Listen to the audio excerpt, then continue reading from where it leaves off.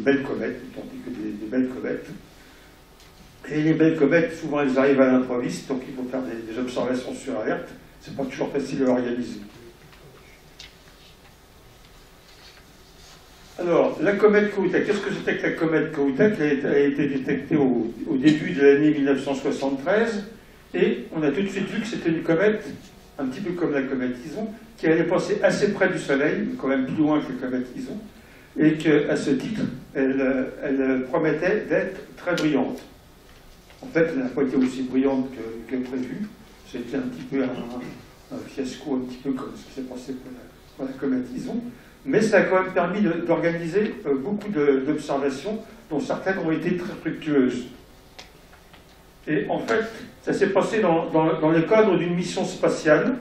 À l'époque, la NASA avait une station orbitale qui s'appelait Skylab, qui était habitée de temps en temps, pendant 1 ou 2 mois, par des astronautes qui faisaient des expériences, des observations. Lorsque la nouvelle de la comète Kohoutek est apparue, ils ont décidé de faire de dédier spécialement l'une de ces missions à l'observation de cette comète. Et effectivement, l'astronaute Gibson, à bord de Skylab, dont on a une image ici, a fait des observations de la comète, il a fait des dessins, il était parti avec ses crayons de couleur, il a dessiné la comète, et il y avait on voit en particulier ce qu'il a observé, quelque chose qui s'observe dans certaines conditions, qui est l'antiqueux, ce qu'on appelle parfois la barbe des comètes.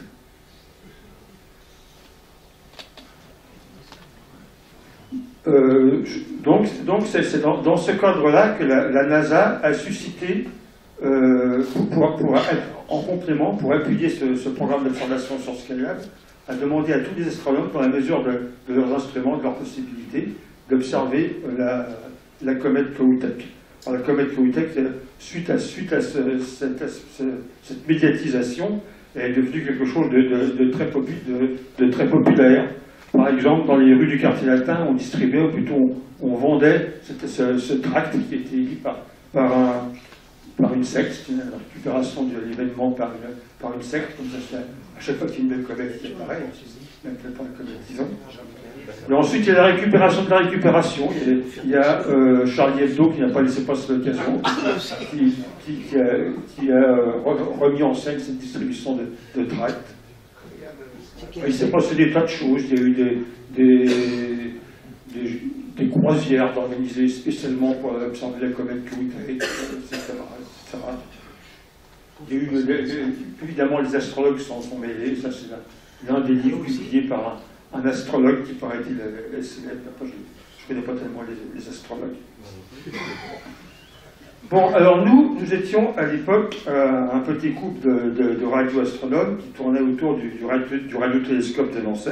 Donc le radiotélescope de Nancy, je ne le présente pas, ça c'est une vue du radiotélescope de Nancy, vue par un dessinateur de bande dessinée. Alors, vous voyez, comme il dit, c'est énorme.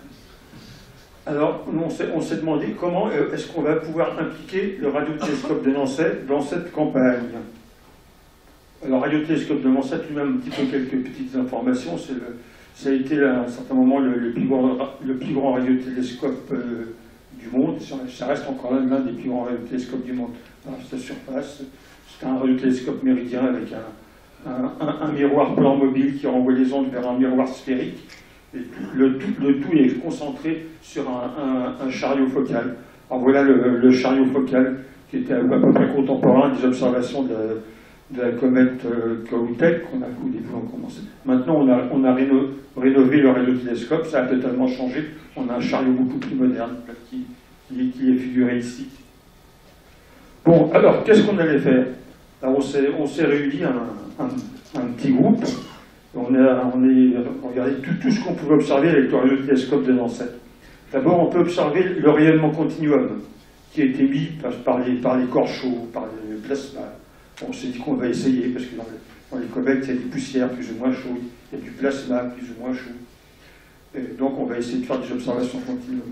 Je vous dis tout de suite que ça n'a pas marché. Donc je n'en parlerai plus. Alors ensuite, à Nancy, le grand machin de Nancy, c'était l'arrêt à 21 cm de l'hydrogène que l'on observe dans toute la galaxie et dans les galaxies extérieures. C'était le plus gros projet du radiotélescope de Nancy. Alors est-ce qu'on va observer la comète avec l'arrêt à 21 cm? On a fait les calculs, on savait les faire. Bon, il y a de l'hydrogène qui vient des comètes, parce que les comètes contiennent de l'eau qui se décompose pour produire de l'hydrogène. On a tout de suite vu que c'était absolument infaisable. Il manquait de nombreux ordres de grandeur, tout simplement parce que cette trait à 21 cm est extrêmement faible, et on l'observe très facilement dans la galaxie, parce qu'il y a des quantités absolument énormes d'hydrogène, mais dans les comètes qui sont beaucoup plus modestes, c'est absolument indétectable. Et ensuite, il y avait autre chose, il y avait l'arrêt à 18 cm du radical OH. On avait des récepteurs qui étaient équipés pour ça à Nancy, qui provenaient d'une coopération avec l'Union soviétique qui avait apporté les récepteurs.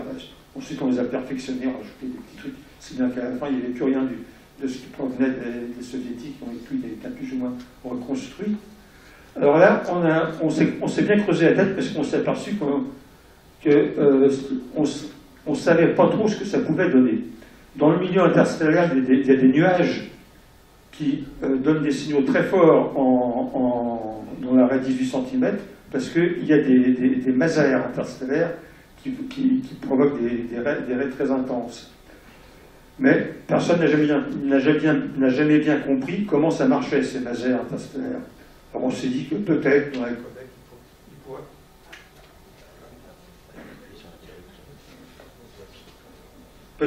la comète, il pourrait y avoir un phénomène de ce genre-là. Donc, au bénéfice du doute, on va essayer. Bon, à l'époque, ça ne marchait pas comme maintenant. On n'avait pas Internet. Les communications se faisaient par téléx. On recevait des sortes de télégrammes comme ça. On avait par exemple les éléments orbiitaux des comètes, tout ce qu'il fallait savoir pour les observer. C'était beaucoup plus difficile que maintenant, le courrier électronique et tout Internet. Mais on a vécu avec ça, et les astronomes sont des gens bien organisés, donc il y avait une diffusion de l'information par téléx qui marchait assez bien. Donc on a essayé d'observer l'arrêt OH dans la comète Kuitek, et au bout de 3-4 jours, ça a marché. À notre grand étonnement, on a observé un signal. Alors, comment ça se présente? Ça c'est ce qu'on appelle une source étalon.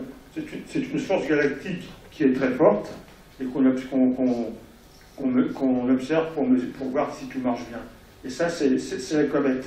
Et on voit qu'on trouve exactement le même signal, enfin, le signal apparaît aux mêmes endroits que dans la source étalon. On avait détecté quelque chose. Mais ce n'était pas une raie d'émission comme les masers interstellaires. L'arrêt apparaissait en absorption, ce qui nous a beaucoup surpris. Et ce qui s'est passé, bon, on n'était pas les seuls sur le coup. Aux États-Unis, il y avait un collègue, un concurrent plutôt, Barry Turner, qui a fait les mêmes observations et qui, lui aussi, a détecté l'arrêt 18 cm de la comète Kuitek. Malheureusement pour lui, il a tardé un petit peu à dépouiller et il a publié dans une circulaire comme celle que je vous ai montrée au début, seulement quelques jours après. Donc la paternité de la découverte nous a été donnée. Donc c'est lui, Barry Turner, ça c'est le télescope qu'il a utilisé, le fameux télescope de 140 pieds de Gutenberg. Bon, alors, pour vous expliquer un petit peu à quoi est due cette raie 18 cm de OH dans les comètes, il faut se pencher un petit peu sur la physique des comètes, il faut apprendre un petit peu ce que c'est qu'une comète.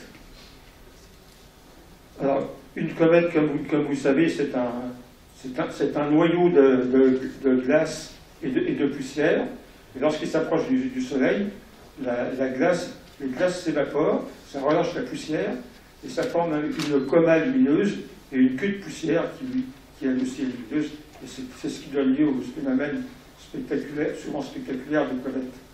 Alors les glaces, on le savait par des moyens indirects, c'était surtout de l'eau et puis des différentes autres cochonneries. Et lorsque ces molécules s'évaporent, quittent les rues des comètes, le rayonnement ultraviolet du Soleil les photodissocie, ça casse les molécules, si bien que H2O se décompose en oxygène, hydrogène et en radical OH. Il y a du méthane qui donne du radical CH, il y a de l'ammoniac, HN, etc. Et en fait, dans les spectres visibles des comètes, ce sont les radicaux que l'on observe. On voit les bandes des radicaux CN, C2, CH, OH, NH, etc.